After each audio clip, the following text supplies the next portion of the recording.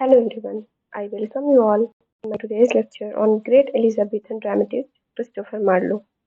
It is part 1 of the series. Through the course of this series, we will do complete revision of his works in a comprehensive but exam-oriented manner. Today we will discuss Tamburlaine the Great, Dido, Queen of Carthage, and Jew of Malta. So without further ado, let's begin.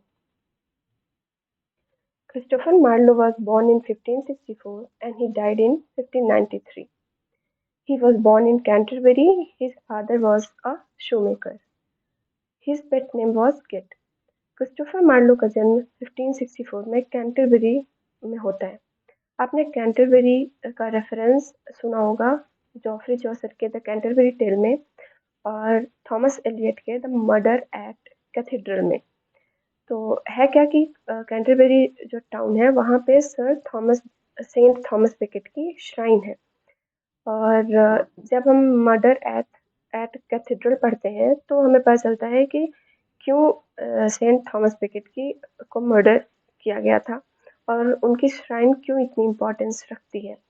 और Joffrey चौसर के pilgrims वही shrine visit करने जा रहे होते हैं the Canterbury tell में। तो सेम कैंटरबरी में 1564 में क्रिस्टोफर मार्लो का जन्म होता है। His father was a shoemaker. उनके फादर एक शूमेकर थे। उनकी फैमिली बहुत वेल टू डू फैमिली नहीं थी। उनका नाम पेट नेम उनका किट था। He was baptised on 26 February 1564।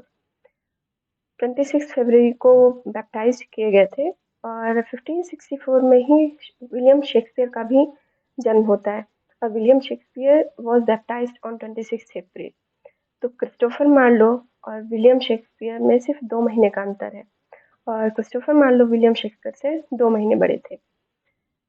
He had his bachelor and masters from Cambridge. तो क्रिस्टोफर मार्लो ने अपना बैचलर और मास्टर्स कैम्ब्रिज से किया था। उनको वेरियस स्कॉलरशिप्स मिली हुई थी जिसके थ्रू उन्होंने अपना ये बैचलर्स और मास्टर्स कंप्लीट किया था। He was member of university wits. वो यूनिवर्सिटी विट्स के मेंबर थे। It was a group of pioneer English dramatist. तो जो उस समय के ग्रेट पायनियर इंग्लिश ड्रामेटिस्ट थे उनमें उनका ग्रुप था ग्रुप ऑफ 7 मेंबर्स और we can say group of 6+1। Why I am saying this because जो 6 मेंबर्स हैं वो या तो कैम्ब्रिज से आते थे या तो ऑक्सफोर्ड से आते थे। पर जो थॉमस किड है जो 7th मेंबर है वो ना तो कैम्ब्रिज से थे और ना ही ऑक्सफोर्ड से थे। और इस 7 मेंबर कौन कौन से थे? तो Christopher Marlowe, Robert Greene, Thomas Nashe, George Lyly, Thomas Lodge and George Peele. और ये टर्म जो है ये जॉर्ज सैंसबरी ने कॉइन किया था। It was coined by George Sainsbury who was a 19th century journalist.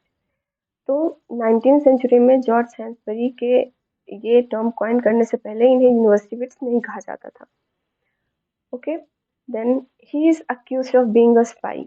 अब क्रिस्टोफर मार्लो के लाइफ से रिलेटेड बहुत सारी कॉन्स्पिरेसी थ्योरीज है। कुछ उनके कॉलीग्स के लेटर वगैरह मिलते हैं जिससे ये पता चलता है कि ही वॉज अ स्पाई। और एक कॉन्स्पिरेसी थ्योरी है कि क्रिस्टोफर मार्लो ही शेक्सपियर थे।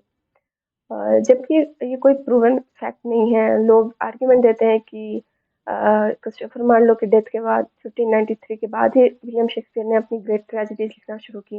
दोनों को की राइटिंग स्टाइल में बहुत सारी सिमिलैरिटी है। ऐसे ही कई सारे आर्ग्यूमेंट्स दिए जाते हैं पर it is not proven. Okay, and he died at Deptford. अब इससे रिलेटेड भी एक स्टोरी है विच इज स्टिल अनक्लियर। वो स्टोरी है कि he was meeting a fellow spy. वो डेटफोर्ड में एक फेलो स्पाई से मिल रहे थे और वो ड्रंक एंड ब्रॉल में उनके जो फेलो स्पाई रहते हैं वो स्टैप कर देते हैं इन्हें और ही डाइड। तो मतलब एक बिल को लेके लड़ाई हो जाती है दोनों के बीच में और फिर उनका जो फ्रेंड होता है वो उन्हें मार देता है चाकू से और वो वहीं पे उनकी डेथ हो जाती है। Anthony Burgess wrote a Dead Man in Deptford. Anthony Burgess ने डेड मैन इन डेडफोर्ड लिखा है जिसमें उन्होंने क्रिस्टोफर मार्लो की लाइफ और वर्क को डिस्कस किया है। हमें ये याद रखना है, ये इम्पोर्टेंट है। और ये जो टर्म है ये सेंसबरी ने कॉइन किया था, ये भी इम्पोर्टेंट है, ये भी याद रखना है। Okay, then Shakespeare pays him tribute in his As You Like It and calls him Old Shepherd. William Shakespeare इन्हें अपने play as you like it में ट्रिब्यूट देते हैं और इन्हें ओल्ड शेफर्ड कह के बुलाते हैं. Ben Jonson said Marlowe wrote in mighty lines. ये इम्पोर्टेंट है, ये याद रखिएगा. ये किसने कहा है कि Marlowe wrote in mighty lines? तो बेन जॉनसन ने कहा है. और कब कहा है? कि बेन जॉनसन ने शेक्सपियर का जो फर्स्ट फोलियो आया था उसमें प्रीफेस में उन्होंने एक पोएम लिखी है और उस पोएम में वो मार्लो के बारे में बात करते हैं और बोलते हैं Marlowe wrote in mighty lines. He only wrote tragedies in blank verse. अब क्रिस्टोफर मार्लो ने जो ट्रेजेडीज लिखी थी वो सारी ब्लैंक वर्स में लिखी थी. अब ब्लैंक वर्स क्या होता है? तो ब्लैंक वर्स होता है unrhymed iambic pentameter. Okay, unrhymed. हम इसे ब्लैंक वर्स इसीलिए बोलते हैं क्योंकि जो लाइंस होती हैं वो राइम नहीं होती हैं, उनमें कोई राइम नहीं रहती. और आयम्बिक पेंटामीटर में लिखा जाता है. आयम्ब मीन्स होता है one stressed syllable followed by one unstressed syllable followed by one stressed syllable और पेंटामीटर मीन्स 5 फुट. ओके, तो ये याद रखिएगा कि उन्होंने सिर्फ ब्लैंक वर्स में लिखा है and he was master of blank verse. उन्होंने ब्लैंक वर्स को एकदम मास्टर कर लिया था. तो उनकी सारी ट्रेजेडीज ब्लैंक वर्स में ही लिखी हुई हैं. और ब्लैंक वर्स क्या है मैं एक बार फिर बता देती हूँ. ब्लैंक वर्स है अनराइम्ड आयम्बिक पेंटामीटर. ओके, तो ही वॉज एसोसिएटेड विथ एडमिरल्समैन. अब एडमिरल्समैन क्या है? एडमिरल्समैन एक ट्रूप है जो ड्रामा परफॉर्म किया करता था.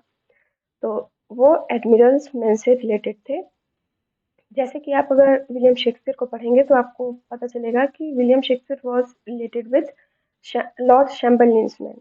तो ये एडमिरल मैन से रिलेटेड थे, याद रखिएगा.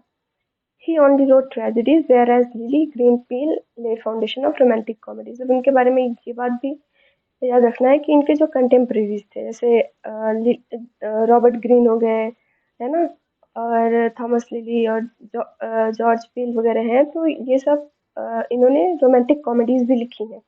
पर क्रिस्टोफर मार्लो ने सिर्फ और सिर्फ ट्रेजेडीज लिखी हैं. उनकी बहुत सारी जो ट्रेजेडीज हैं उनकी वो लाइफ टाइम में पब्लिश भी नहीं हुई थी. He died at age of 29. तो उन्होंने ट्रेजेडीज लिखी तो हैं पर पब्लिश नहीं हुई थी. उनकी एक पब्लिश हुई है, that is tremble the great. ठीक है, तो टेम्बल द ग्रेट उनका एक ऐसा प्ले है जो उनके लाइफ टाइम में पब्लिश हुआ था. तो ये भी दो है, Tamburlaine the First and Tamburlaine the Second. तो टेम्बल द ग्रेट उन्होंने लिखा था 1587 में and it was publish in 1590. It is story of Timur journey from shepherd to emperor. Okay, अब जो तिमोर का टाइम पीरियड है वो 1336 से 1405 का है. आपने तिमोर का नाम सुना होगा हिस्ट्री में, या आप अगर हिंदी में जानते हो तो हिंदी में इसे तैमूर लंग बोलते हैं. ठीक है, ये वही तैमूर है. तो उसकी स्टोरी है वो कैसे वो शेफर्ड था फिर वो कैसे एम्परर बन जाता है. तो he was also called Timur the Lame. अब उसे तिमूर द लेम क्यों कहते थे? उसे तिमूर द लेम इसलिए कहते थे because he used to limp due to injury in right leg. उसका जो राइट लेग था उसमें थोड़ी इंजरी थी तो इस वजह से उसे तिमूर द लेम कहते थे. अब हम बात कर लेते हैं इसके कैरेक्टर्स के बारे में. तो इसमें जो पहला कैरेक्टर हमें पता चलता है वो है माइसिटिस का. Okay, Mycetes is ruler of Persia. Then Cosroe, brother of Mycetes, he wants kingdom for himself. अब जो माइसिटिस है वो रूलर ऑफ पर्शिया है. ठीक है, पर्शिया के रूलर है और उनका ब्रदर है कोसरो. तो वो चाहता है कि किसी तरह जो किंगडम है पर्शिया का वो उसे मिल जाए. Then Tamburlaine, he was a shepherd, he becomes a bandit. He was very cruel and powerful. तो इसकी वजह से माइसिटिस जो है वो ये चाहते हैं कि टेम्बलिन को मारना पड़ेगा क्योंकि वो डे बाई डे बहुत पावरफुल होता जा रहा था. तो जो माइसिटिस है वो कोसरो से हेल्प मांगते हैं कि तुम मेरी हेल्प करो टेम्बलिन को मारने के लिए. तो कॉसरो हाँ कह देता है कि ठीक है, I will help you. But उसका इंटरनल उसको प्लान ये रहता है कि मैं टेम्बलिन की हेल्प करूंगा और फिर मैं राजा बन जाऊंगा पर्शिया का। तो वो टेम्बलिन की हेल्प करता है माइसिटिस को मारने में। ठीक है, वो माइसिटिस को मारने में टेम्बलिन की हेल्प करता है और टेम्बलिन फिर एम्परर बन जाता है। और जबकि कॉसरो का प्लान रहता है कि वो एम्परर बनेगा, पर टेम्बलिन एम्परर बन जाता है और इसके बाद वो बाद में कॉसरो को भी मार देता है। Then comes Zenocrate. अब जेनोक्रेट जो है वो इजिप्शियन सोल्डन की डॉटर है, डॉटर ऑफ इजिप्शियन सोल्डन। अभी जो सोल्डन है, Soldan word, it is nothing but sultan. ठीक है, तो she is wooed by Tamburlaine and later marries him. बाद में वो उससे शादी कर लेती है। They had three sons. अब टेम्बलिन और जेनोक्रेट के तीन बेटे होते हैं। First one is Calyphas, second one is Amyras and third one is Celebinus. तो जो अमायरस और कैलेबिनस है वो अपने फादर के जैसे ही क्रूअल होते हैं। बट जो कैलिफस होता है, he was not of that kind, he was not cruel, he was a kind of timid person, a weak person. तो टैम्बरलिन kills कैलिफर्स फॉर बीइंग वीक। अब आप देखिए कि टैम्बरलिन अपने बेटे, जो उसका सबसे बड़ा बेटा होता है कैलिफस, उसको मार देता है क्योंकि he was weak. Then comes Bajazeth. Bajazeth was emperor of Turks. अब बजाजत जो है वो टर्क्स के एम्परर थे। Tamburlaine defeated him and put him in a cage. अब टेम्बरलिन जब उनको हराता है तो फिर उनको एक केज में बंद कर देता है, लाइक सम बर्ड और pet. Okay, and he feeds him scraps from his table. अब बंद तो करता ही है पर थोड़ा थोड़ा ऐसे टुकड़े दे देता है खाने पीने के लिए। जैसे किसी जानवर को या पेट को बंद करते हैं तो हम कुछ कुछ चीजें खिला देते हैं, इस तरह से। So it was so humiliating for Bajazet that he decided that it is better to kill himself. So he kills himself by bashing his head on bars of cage. तो अल्टीमेटली वो इतना ह्यूमिलेटेड हो जाता है बजाजत कि वो अपने अपना सर वो जो केज की जो बार्स है उसमें पटक पटक के अपनी जान दे देता है। Then comes जबीना।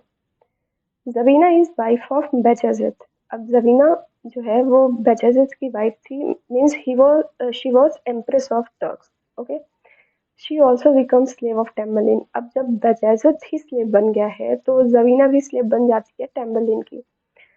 And later on she kills herself after finding dead body of husband. जब उसे पता चलता है कि उसके हस्बैंड ने सुसाइड कर लिया है तो बाद में वो भी ग्रीफ में सुसाइड कर लेती है। Then comes Callapine. Callapine is son of Bajazeth and Zabina.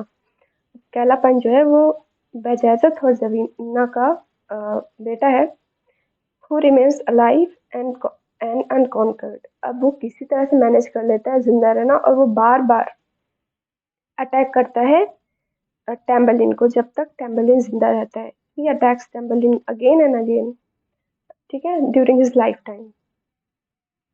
Then कुछ फैक्ट्स हैं टेम्बलिन के बारे में।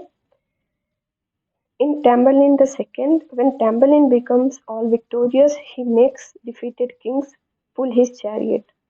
अब जब टेम्बलिन आसपास के सारे किंगडम्स को हरा देता है तो उनके जो किंग्स होते हैं उनसे वो अपना चैरियट पुल करवाता है। ठीक है, और वो कहता क्या है, उन्हें ह्यूमिलिएट करने के लिए, मतलब वो चैरियट के ऊपर बैठा हुआ है, उनसे चैरियट पुल करवा रहा है और फिर क्या कहता है, he says, होला, ये pampered jets of Asia, what can ye draw but 20 miles a day।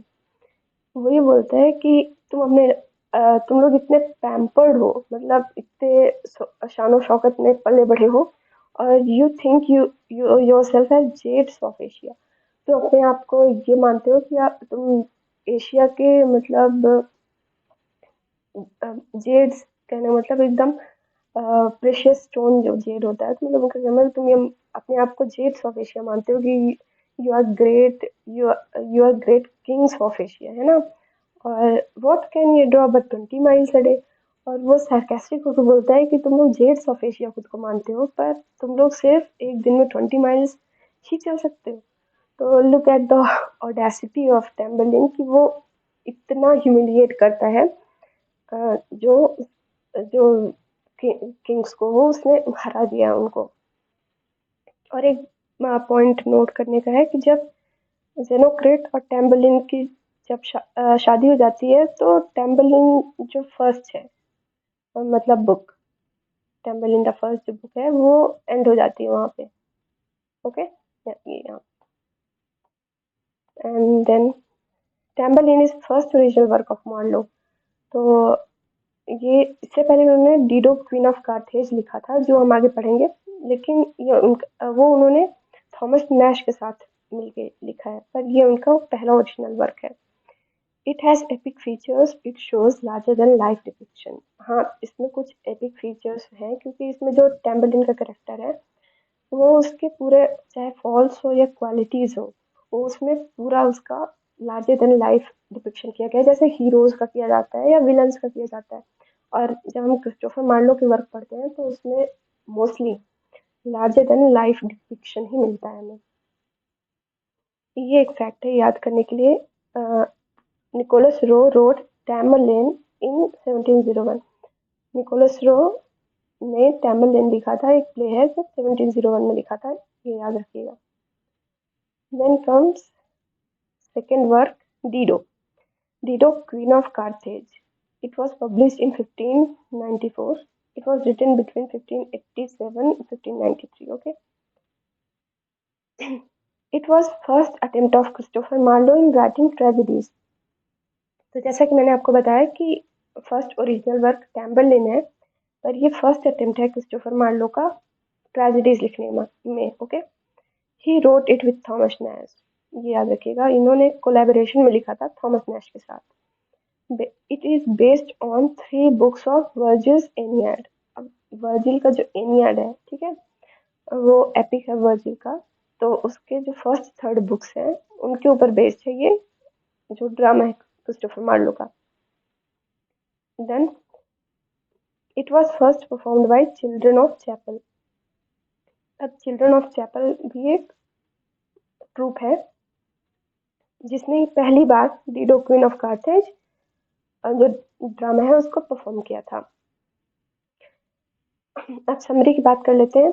Dido, a widow queen of Carthage, falls in love with Aeneas, a son of Venus. Okay, तो ये जो पहली बात तो ये जो कार्थेज है, ठीक है, ये आपको प्रेजेंट डे कहाँ मिलेगा? ये आपको प्रेजेंट डे लीबिया में मिलेगा। ये लीबिया मतलब अफ्रीकन जो कॉन्टिनेंट है उसमें लीबिया जो कंट्री है उस पे, ठीक है। और she was a window queen, उसके हस्बैंड की डेथ हो चुकी थी और she falls in love with एनियस। अब एनियस कौन है? ये हीरो है एनियड का। द वर्जिल जो एपिक है एनियड, उसका हीरो है एनियस। He was sun of Venus, ठीक है। वीनस का जो ग्रीक काउंटर पार्ट कह सकते हैं, मतलब वीनस को ग्रीक में बोलते हैं एफ्रोडाइटी, ठीक है। और ये जो वीनस है ये रोमन वर्जन है एफ्रोडाइटी का, ठीक है। She is goddess of love, fertility, sexuality TC. And आपको ये पता हो, आपने क्यूपिड का नाम सुना होगा, तो actually Cupid is son of Venus, ठीक है। और एक्चुअली स्टोरी में वीनस जो है वो क्यूपिड की हेल्प लेती है, ठीक है, कि वो डीडो को मतलब अपने एरो से टच करे और डीडो ताकि एनियस के प्यार में पड़ जाए, ठीक है ना। She uses Cupid, Cupid is son of Venus, और in Greek you can say Aphrodite. Okay, तो एनियस कौन है? वो एक ट्रोजन हीरो है। तो Trojan the fall of Troy आपको पता होगा, आपने ग्रीक जो है आर्मी वो इन्वेड करती है ट्रॉय को, क्योंकि जो वहाँ का जो प्रिंस होता है उसने द हेलेन जो है वो ग्रीक की जो क्वीन होती है उसको अपने साथ ले गया होता है, ठीक है। तो इस वजह से आपने फॉल ऑफ ट्रॉय पढ़ा होगा। तो उसी उसी मतलब वॉर में एनियस भी था, वो ट्रॉय से बिलोंग करता था।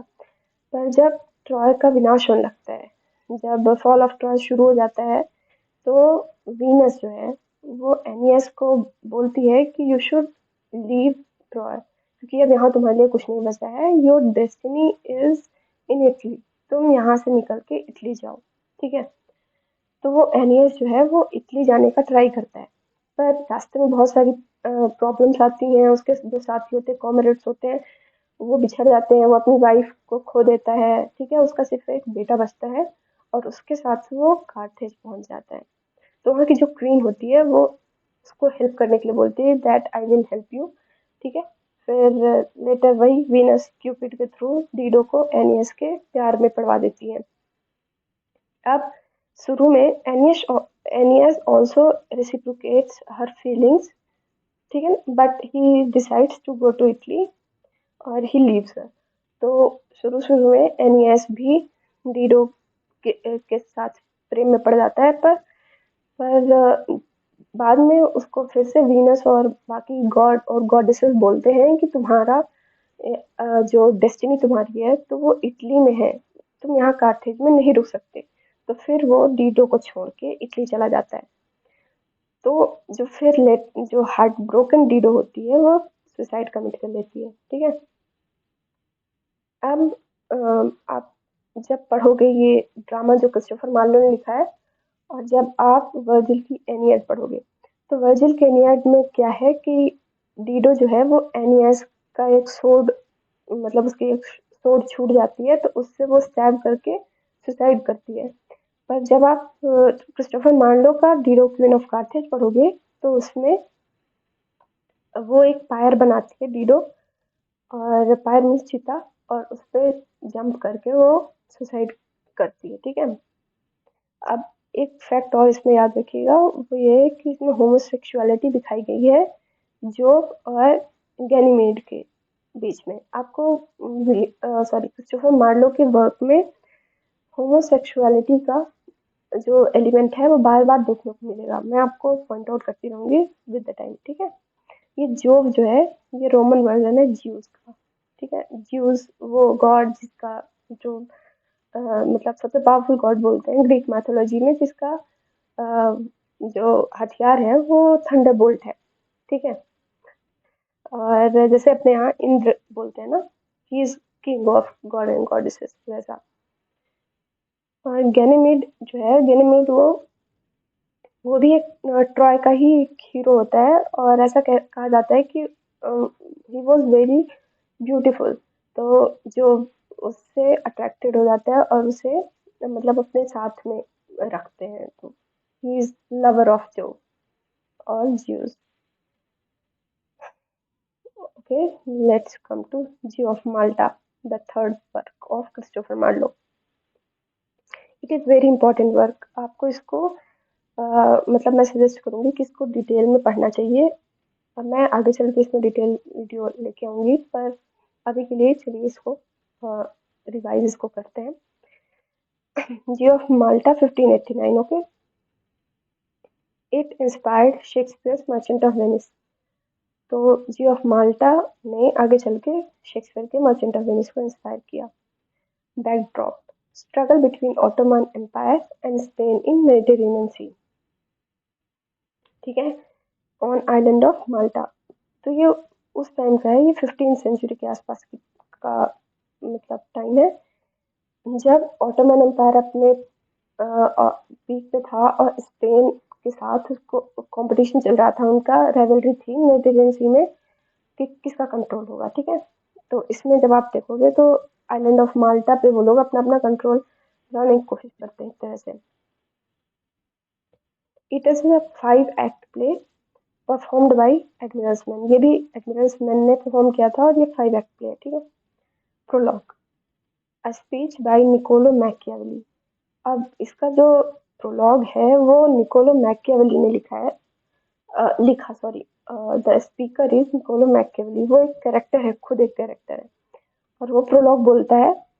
और एक्चुअल में निकोलो मैकियावेली का आपने नाम सुना होगा, because he is author of the Prince, ये बहुत फेमस बुक है। He was an Italian diplomat, और ये इतने फेमस है कि इन्होंने इनके नाम पे ही एक कैटेगरी बन गई है, जैसे मैकेवेलियन कैरेक्टर्स, जिसको मैकेवेलियन विलन बोलते हैं। और अपने इस जो माल्टा का जो प्रोटैगनिस्ट है बराबस, ऐसा बोलते हैं कि he was first Machiavellian villain, ठीक है ना, इन इंग्लिश लिटरेचर। तो मैकियावेलियन विलन क्या होते हैं, मैं आपको थोड़ा सा बता देती हूँ। मैकियावेलियन विलन उनको बोलते हैं जो बहुत रूथलेस होते हैं villain, by hook by crook उनको अपना, बाई हुक और बाई क्रूक उनको अपना जो एम है वो कंप्लीट करना है, उनके लिए किसी के भी इमोशन की कोई वैल्यू नहीं होती है, फैमिली की कोई वैल्यू नहीं है, तो ऐसे विलन्स को मैकियावेलियन विलन्स बोलते हैं। इसमें इनकी एक लाइन है, वो और मैकियावेली बोलते हैं कि I am going to tell the story of a rich Jew of Malta, ठीक है। और इसका एक्चुअली फुल टाइटल भी है the rich Jew of Malta. He says, I hold religion but a childish toy, and hold there is no sin but ignorance। ये बहुत important line है, ये याद रखिएगा। तो निकोलो मैकियावेली का जो कैरेक्टर है, जो प्रोलॉग बोलता है, वो ये बोलता है कि मेरे लिए जो रिलीजन है वो एक चाइल्डिश टॉय है, उससे बढ़कर कुछ नहीं है, और मेरे लिए जो सबसे बड़ा सीन है वो इग्नोरेंस, ठीक है। Let's continue with characters. The first character is Barabas. Barabas जो है वो टाइटुलर कैरेक्टर है द ज्यू ऑफ माल्टा, ठीक है। He is driven by greed, he owns ships, sells Spanish wines and oils. अब ज्यू ऑफ माल्टा मीन्स बराबस, वो उसमें ना उसकी कैरेक्टर में ग्रीड सबसे ज्यादा प्रोमिनेंट कैरेक्टर है। ही ओन्स शिप्स, उसकी बहुत सारी शिप्स है। इवन जब ये शुरू होता है प्ले तो उसमें भी वो एक्चुअली पैसे गिनता हुआ दिखाई देता है, ठीक है। और मैकियावेली ये बताते हैं कि वो बराबस जो है उसने और मैकियावेलियन मीन से, यानी सॉरी करप्ट मेथड से, और उसने इतना सारा जो वेल्थ जमा किया है। He is father of Abigail, he is at last killed by Ferenc in Boiling Cauldron। ये मैंने आपको बता दिया कि वो, अब देखिए जो बराबस है, इसी की वजह से सारी सारी जो ट्रेजेडी है वो जी ऑफ माल्टा की वो अनफोल्ड होती है। इसका जो ग्रीड है, इसकी वजह से ही जितनी भी आपको डेथ्स मिलेंगी इसमें और जो इवेंट्स होंगी वो इसकी वजह से होती हैं। पर एट लास्ट फेरेंज जो है वो, फेरेंज इज गवर्नर ऑफ माल्टा। तो फेरेंज की वजह से ये मर जाता है, जबकि ट्रैप इसने खुद बनाया होता है, पर फेरेंज की वजह से मर जाता है। और he dies in boiling cauldron of water, okay. अब जैसे ही मैंने बोला Ferneze is governor of Malta, he is a Christian, ठीक है। And Calymath prince of Turks and their commander, ठीक है। अब देखो स्टोरी ऐसे शुरू होती है कि मैं एक बार बता दूं, जो कैरेक्टर्स के थ्रू समरी पढ़ लेते हैं हम, तो मतलब अभी रिवीजन के लिए ये सही रहेगा, आप डिटेल में इसको पढ़ो, बिकॉज मैंने वही बोला ना, ये पढ़ने जैसा वर्क है, बहुत अच्छा वर्क है, ठीक है, और इम्पोर्टेंट है। तो स्टोरी ऐसे शुरू होती है कि जो कैलिमथ है, ठीक है ना, वो प्रिंस ऑफ टर्क्स है। वो बोलता है फेरेंस के पास, मतलब कि तुम लोग ट्रिब्यूट क्यों नहीं दे रहे हो, तुम लोगों का मतलब 10 साल से तुम लोगों ने ट्रिब्यूट नहीं दिया है, ट्रिब्यूट इन द सेंस की रेवेन्यू, मनी क्यों नहीं दे रहे हो कि हमारे अंडर हो तुम लोग, जबकि ऐसा नहीं है, इट इज इलीगल। ऐसा नहीं था कि माल्टा टर्क्स के कंट्रोल में था, पर वो वसूली करने जाता है टाइप ऑफ, ठीक है। तो वो बोलता है कि तुम 10 साल से कोई ट्रिब्यूट नहीं दिया है तो मुझे ट्रिब्यूट दो, मैं तुम्हें 30 दिन का टाइम देता हूँ। तो फर्नेस जो गवर्नर है वो सोचता है कि 30 दिन में इतने सारे पैसे आएंगे कहाँ से, तो वो ज्यूस, जितने ज्यूस कम्युनिटी के मेंबर्स होते हैं उनको बुलाता है। बराबस भी जाता है। तो वो बोलता है कि तुम लोगों को अपना जो हाफ हाफ, मतलब हाफ ऑफ योर वेल्थ है ना, तुम्हारी जो वेल्थ है उसका हाफ में गवर्नमेंट को देना पड़ेगा। बराबस जो है वो बोलता है कि क्यों देना पड़ेगा, मतलब हम अपनी वेल्थ क्यों दे रहे हैं हाफ, ठीक है। तो इस वजह से उसकी तो पूरी पूरी वेल्थ ही उसकी कॉन्फेसिकेट कर ली जाती है। और गवर्नर जो होता है वो इसके घर को भी ना, इसके घर को बना देता है ननरी, ननरी और यू कैन से कॉन्वेंट, ठीक है। तो इसका घर भी छीन लिया, इसकी पूरी इसकी वेल्थ भी छीन ली, पूरा सड़क पे आ गया बेचारा, ठीक है। तब ये फिर रिवेंज प्लान करता है और इस रिवेंज की ही पूरी कहानी है जी ऑफ माल्टा में। अब अबिगेल जो है वो बराबस की डॉटर है, ठीक है। तो अब वो रिवेंज कैसे प्लान करता है कि देखो, बराबस को पता होता है कि अबिगेल जो है वो मैथ्यूस के प्रेम में है। अबिगेल लव्स मैथ्यूस, जो वो क्रिश्चियन है, ठीक है। और उसे ये भी पता है कि जो मैथ्यूस है, ये जो है ये फ्रेंड ऑफ लोडोविक है। और लोडोविक कौन है? लोडोविक इज सन ऑफ गवर्नर फेरेंस। तो फिर क्या होता है कि ये पहली बात तो ये एबिगेल को बोलता है कि तुम पहले नन बनो। She pretends to be a nun, ठीक है। बोलता है कि तुम नन बनो और मैंने जो छुपा रखे हैं पैसे, ठीक है, वो मैं तुम्हें बता देता हूँ कहाँ छुपा रखे हैं। तुम जाओ और मौका देख के वो जो पैसे हैं वो गोल्ड कॉइन से वो मुझे जो है वो स्मगल कर देना। तो नन बन के जाती है अबिगेल और शी स्मगल्स गोल्ड एट नाइट, ठीक। अब जब उसके पास गोल्ड आ जाता है तो फिर ये क्या करता है कि ये मार्केट में जाता है जहाँ पे ये बॉस को ये जो वाइस एडमिरल ऑफ स्पेन है वो माल्टा में टर्किश स्लेव्स बेचने रहता है, ठीक है। तो उससे ये क्या करता है, एक स्लेव खरीदता है, इथामोर, ठीक है। तो उस टाइम पे ही जब ये स्लेव खरीदने गया होता है तो उसे मिल जाता है लोडोविक।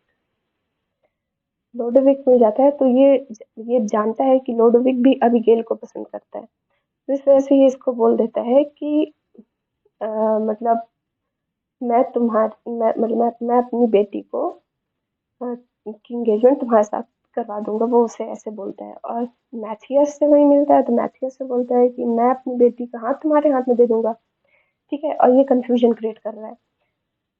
फिर जब ये इथामोर जो इसका स्लेव है उसके थ्रू ये दोनों को एक एक लेटर भिजवाता है और ये बोलता है कि लोडोविक जो है वो अबिगेल अबिगेल के लिए मैथियस से लड़ेगा। और लोडोविक से बोलता है कि मैथियस अबिगेल के लिए लोडोविक से लड़ेगा। मतलब एक दूसरे वैसा लेटर भिजवा देता है कि दोनों एक दूसरे को जैसे डुअल के लिए चैलेंज कर रहे हैं। फिर वो दोनों एक दूसरे को डुअल के लिए चैलेंज करते हैं और डुअल में ही दोनों मर जाते हैं। Mathias and Lodowick fight over Abigail in a duel and both die, ठीक है। अब लोडोविक और मैथियस ये मर गए। जब अबिगेल को पता चलता है कि वो मैथियस से प्यार करती थी और मैथियस जो है वो उसके फादर बैराबस के षड्यंत्र का शिकार होके मारा गया है, तो वो एक्चुअल में फिर नन बन जाती है। वो इतना इतना ज़्यादा उसको दुख होता है कि वो एक्चुअल में नन बन जाती है। अब जब बराबस को ये पता चलता है कि एक जीव होके बाद में फिर वो क्रिश्चियन बन गई है, तो बराबस क्या करता है कि वो एक पॉइजन राइस भिजवाता है नंदरी में, ठीक है। अब इस पॉइजन राइस को खाकर अबिगेल और बाकी जो नन्स होती हैं वो मर जाती हैं। पर अबिगेल मरने से पहले she confesses to Bernardine about his father's deed. अब अबिगेल मरने से पहले जो फ्रायर बर्नाडाइन है वहाँ के नंदरी के, वो उनसे कन्फेस करके जाती है कि लोडोविक और मैथियस के जो डेथ है वो मेरे फादर बराबस की वजह से हुई है, ठीक। अब ये जो बर्नाडाइन है, ये फ्रायर बर्नाडाइन, जबकि हमें पता है कि अगर चर्च में कोई चीज़ कन्फेस की जाती है किसी प्रीस्ट या फ्रायर के सामने तो वो डिस्क्लोज नहीं करनी चाहिए, पर ये बर्नाडाइन ये चीज़ प्रीस्ट जकोमो को बता देता है, ठीक है। और ये दोनों प्रीस्ट जकोमो जो है और बर्नाडाइन ये दोनों मिलके बराबस के पास जाएंगे और बराबस से बोलते हैं कि हम जानते हैं कि तुमने क्या किया है, that we know what have you done. तो वो बोलता है, बराबस बोलता है, हाँ मुझसे बहुत बड़ी गलती हो गई है और मैं अब क्रिश्चियनिटी में कन्वर्ट होना चाहता हूँ, ठीक है। तो और वो ये भी बोलता है कि मैं क्रिश्चियनिटी में जब कन्वर्ट हो जाऊंगा तो जिस भी मतलब मोनेस्ट्री में मैं कन्वर्ट होऊंगा उसको अपनी पूरी वेल्थ दे के जाऊंगा। ठीक है। तो यहाँ पे जो है ये बर्नाडाइन और जकोमो के मन में ग्रीड आ जाता है और वो इस बात पर लड़ने लग जाते हैं कि बराबस आखिर किसकी मॉन्स्ट्री में जाके क्रिश्चियनिटी में कन्वर्ट होगा। ठीक है। तो मौका देख के जब ये दोनों फ्रायर बर्नाडाइन और प्रीस्ट जोकोमो लड़ रहे होते हैं तो जो बराबस है वो इथामोर की हेल्प से फ्रायर बर्नाडाइन को मार देता है, स्ट्रैंगल करके मतलब गला दबा के मार देता है। और उसका जो मतलब चार्ज लगता है वो प्रीस्ट जोकोमो के ऊपर लग जाता है। ये हो जाता है कि प्रीस्ट जोकोमो ने फ्रायर बर्नाडाइन को मार दिया है। ठीक है। और ये हैंग कर दिए जाते हैं बाद में फ्रायर बर्नाडाइन। अब ये स्टोरी हो गई। फिर बात आती है इथामोर की। अब इथामोर जैसे मैंने आपको बताया कि इसने इस बॉस्को से खरीद लिया था इथामोर को। एक दुबला पतला सा स्लेव था और वही उसके सारे प्लान्स मतलब कैरी आउट करता था। He was a Turkish slave of Barabas, he carries out evil plans of Barabas. ठीक है। He dislike Christians as much as Barabas. अब वो भी क्रिश्चियंस को डिसलाइक करता था। He was a Turk, he was Turkish slave. अब जो है ये इथामोर को जो है वो प्रेम में पड़ जाता है बेलामीरा के। ठीक है। और बेलामीरा कौन है? Bellamira is a courtesan. She seduces Ithamore for his master's wealth. अब एक हाई प्रोफाइल कॉर्टिसान और इस तरह से प्रोस्टिट्यूट होती है बेलामीरा जो इथामोर को सेड्यूस करती है by writing letters for his master's wealth. ठीक है। और बिलामेरा के नाम का मतलब इटालियन में होता है ब्यूटीफुल साइट। तो और इसका जो एक अटेंडेंट है उसका नाम है पिलिया बोर्जा। तो ये इथामोर को सेड्यूस करती है और इथामोर इसके प्यार में पड़ जाता है और वो कन्फेस कर देता है बिलामीरा से कि मतलब मेरे जो मास्टर हैं बराबस ने क्या क्या किया है। तो बिलामीरा और इथामोर मिलके एक प्लान हैच करते हैं कि क्यों ना पैसे लिए जाएं बराबस से उसको ब्लैकमेल करके। ठीक है। तो ये लोग ब्लैकमेल तो करते हैं बराबस को, बराबस पैसे भी दे देता है पर वो डिसाइड करता है कि इनका जिंदा रहना मेरे लिए सेफ नहीं है। और फिर वो क्या करता है, वो एक बराबस डिस्गाइज एज फ्रेंच म्यूजिशियन, एक फ्रेंच म्यूजिशियन के भेस में जाके इनको पॉइजन फ्लावर दे देता है। और जब वो लोग उसे मतलब स्मेल करते हैं तो इथामोर, बेलामीरा और पिलिया बोसा ये तीनों लोग मतलब मरने की कंडीशन में आ जाते हैं। They are not dead yet but बहुत फेटली मतलब इंजर्ड कह सकते हो आपकी मरने के कंडीशन में आ जाते हैं। बट मरने से पहले बेलामीरा, इथामोर और पिलिया बोर्जा जाके फर्नेस को ये बात बता देते हैं कि बराबस ने क्या क्या किया हुआ है, उसने कैसे मतलब मैथियस और लोडोविक को मरवाया। वैसे ही फेरेंस जो है और मैथियस की जो मदर है कैथरीन, ये वैसे भी रिवेंज प्लान कर ही रहते हैं, करते रहते हैं। तो फिर ये लोग जाके उनसे कन्फेस कर देते हैं और बाद में इनकी डेथ हो जाती है। अब ये पता चलता है तो ये लोग बराबस को पकड़ने के लिए जाते हैं लेकिन बराबस जो है वो मरने का नाटक करता है। बराबस मरने का नाटक करता है और जब उसे बाहर फेंक दिया जाता है मतलब जो टाउन है उसके बाहर फेंक दिया जाता है वो, तो वो फिर जिंदा होके किसके पास जाता है? कैलिमथ के पास जाता है। और वो ये कैलिमथ को बोलता है कि मैं आपकी हेल्प करूंगा ट्रिब्यूट इकट्ठा करने में और माल्टा पे कंट्रोल बनाने के लिए। तो कैलिमथ बोलता है ठीक है और उसे गवर्नर बना देता है, गवर्नर का टाइटल दे देता है। पर बराबस यहाँ तक में भी बराबस शांत नहीं होता। वो उसको अभी भी डर है कि कहीं मतलब मेरे साथ धोखा ना हो जाए। फिर वो फेरेंज को बोलता है कि देखो अब मैं कैलिमत से मिल गया हूँ और कैलिमत मेरे पर विश्वास करता है, वो मुझे गवर्नर भी बना चुका है। तो एक काम करो, मैं तुम्हारे लिए कैलिमत को मार देता हूँ और तुम जो है मेरा सारी चीजें जो रिस्टोर कर दो, मतलब वेल्थ है, टाइटल है, जो भी है। फेरेंस बोलता है कि ठीक है, क्योंकि उसको क्या, उसको भी कैलिमत से छुटकारा एक तरह चाहिए था, पर वो बोल देता है कि ठीक है। अब कैलिमत को मारने के लिए, मैंने आपको जो बताया, ये बॉइलिंग कॉल्ड्रन जो है ना, ये कैलिमत को मारने के लिए बराबस ने बनाया हुआ था। और उसने, बराबस ने फेरेंस को बोला हुआ था कि जब मैं कहूँ तब आप मतलब ऑर्डर दे देना, तो ये जो बॉइलिंग कॉल्ड्रॉन है उसमें मतलब ताकि वो गिर जाए गले में, तो उसकी डेथ हो जाए, ठीक है। लेकिन फेरेंस यहाँ पे क्या करता है, चालाकी कर देता है।